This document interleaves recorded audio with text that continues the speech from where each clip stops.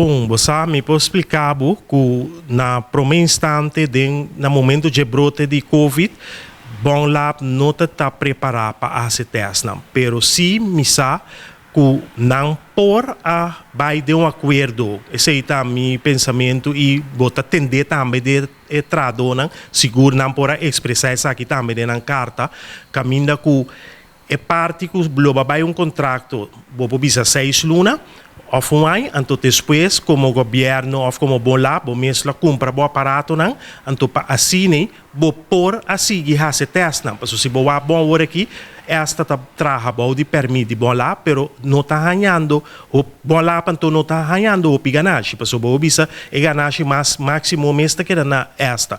Então, dessa situação que não sabe bom lá para que financeiro, lota está bom zet para a hora que bom lá está sendo PCR teste, não, e por generar sem. Nós possamos segurar o piseng, está guardo generar quantioso, não? Substância não quantioso, está guardo generar fazendo PCR teste. Então, me te quer também, inteira maneira com o assunto de PCR aqui, a desenvolver na Bonaire, que tu rende talento, uma companhia que está se PCR, também a buta que não tem controlar. Para sombra, se nós está para de um vírus tem que guardo atender de laboratório. Vírus tem que guardo analisador do analítico, que é do analista.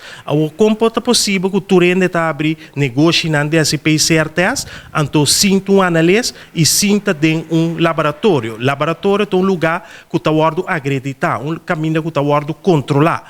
Me pergunta como tu rende para esse PCR test. A mim sabe que o laboratório tem quase traduz no laboratório Turan, não tem quase curso de substância peligrosa, curso internacional.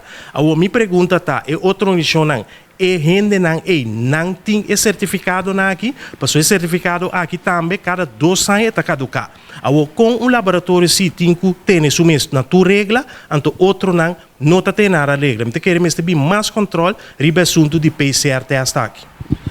Ponendo todos aqui na junto, por isso ora é que a falta de respeito de nosso laboratório aqui na Bonaire. Seguro que sim, porque é impossível o laboratório que a maioria é dono maioritário do governo, então torna-nos por lá que tem diferentes instâncias para se PCR teste.